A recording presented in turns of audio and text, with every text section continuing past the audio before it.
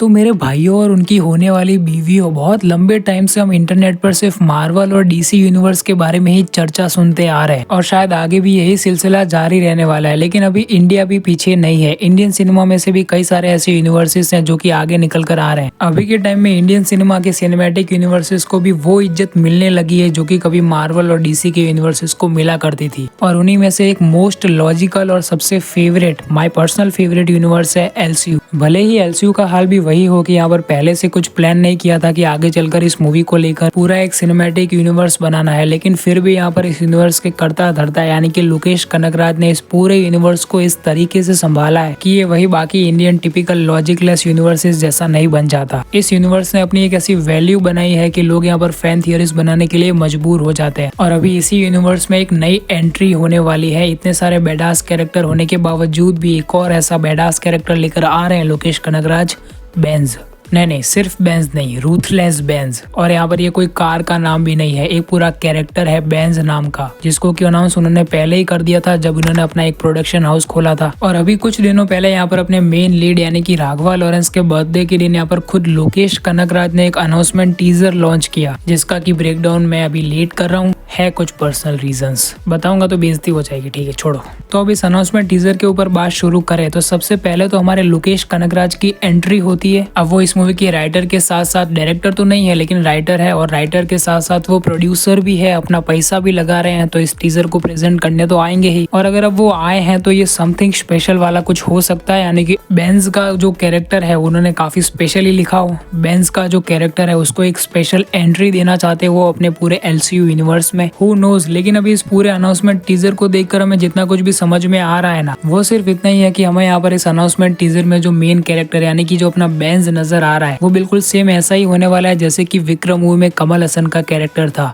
Mysterious ghost. अब क्या पता उसको पकड़ने के लिए फहद फाजिल का कैरेक्टर यानी कि अमर भी नजर आ जाए हमें बेंज मूवी में। क्या ऐसा हो सकता है? क्या फिर मैं ही ओवर थिंक कर रहा हूँ? शायद यहाँ पर पूरा सिस्टम मिलकर भी हमारे बेंज को पकड़ ना पाए, तो फिर एंडिंग में हमें दिखाया जाए कि अमर का कैरेक्टर आ रहा है लेकिन अब वो तो बागी बन चुका है ना, तो सिस्टम उसे अपॉइंट करेगा, ऐसा तो हो नहीं सकता। तो यहाँ पर अपने एजेंट विक्रम के ऑर्डर पर ही ढूंढने जाएगा वो बेंज को। अब ये सिर्फ थियरी है, ठीक है। अब आगे बढ़ने से पहले याद करो लोकेश कनगराज का वो डायलॉग जो कि यहाँ पर इन्होंने टीजर की स्टार्टिंग में बोला था, A warrior with a cause is the most dangerous soldier.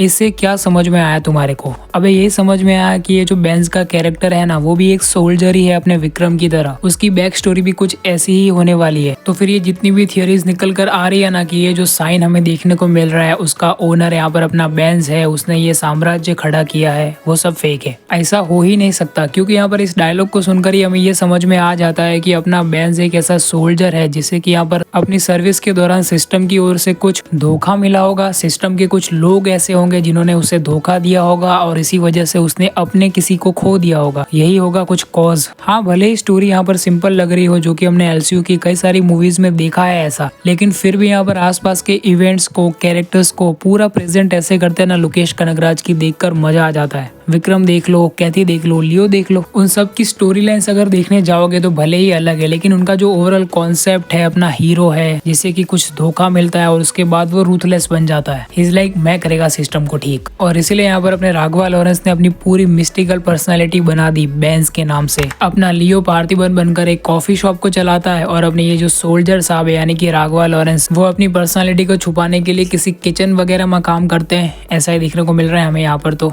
और ये जो चाकू नजर आ रहा है हमें यहाँ पर राघवा लॉरेंस के हाथ में, उसके बारे में तो मुझे तुम्हें ज्ञान देने की तो कोई जरूरत है नहीं, क्योंकि तुम सब लोग पहले से ही जानते हो कि इस चाकू का क्या इंपॉर्टेंस है एलसीयू में। हम बात करते हैं उस लोगो, उस साइन के बारे में जो कि हमें यहाँ पर देखने को मिल रहा है। अब इसको लेकर मेरी थियोरी ये है कि मूवी का जो मेन विलन होगा, जिसको कि एंडिंग में जाकर ये लोकेश कनगराज रिवील करेंगे, क्योंकि उनकी स्टोरी राइटिंग प्रोसेस कुछ इसी टाइप की है। तो अपना जो विलन है वो यहाँ पर ये ड्रग या फिर ये जो कुछ भी है नशीला पदार्थ, उसका एक पूरा कारोबार चला रहा होगा और उसी से कुछ हर्ट हुआ होगा अपने सोल्जर यानी कि राघवा लॉरेंस की फैमिली को या फिर उसको खुद को। और उसी के बाद जब उसने सिस्टम से मदद मांगी होगी तो सिस्टम भी लाइक ठेंगा लो, फिर उसने अपनी एक पूरी पर्सनैलिटी बना ली होगी बेंज की, जो कि लोगों को मारे जा रहा है, सेम लाइक विक्रम। अब मैं विक्रम मूवी से इतना ज्यादा इंस्पायर्ड हो गया कि यहाँ पर पूरी बेंज मूवी की स्टोरी लाइन मैंने उसी को मैच कर फैन थियरीज बना दी। बुरा मत मानना प्लीज, वैसे भी बुरा लगा है तो कमेंट सेक्शन में तुम अपनी पूरी भड़ास निकाल सकते हो। तो अब इसी के साथ इस अनाउंसमेंट टीजर में और डीप तक नहीं घुसेंगे, अगर घुस गए तो बाहर आना मुश्किल होगा और इस लाइन का कोई कोई भी डबल मीनिंग नहीं है। मिलते हैं नेक्स्ट वीडियो में, तब तक के लिए बाय।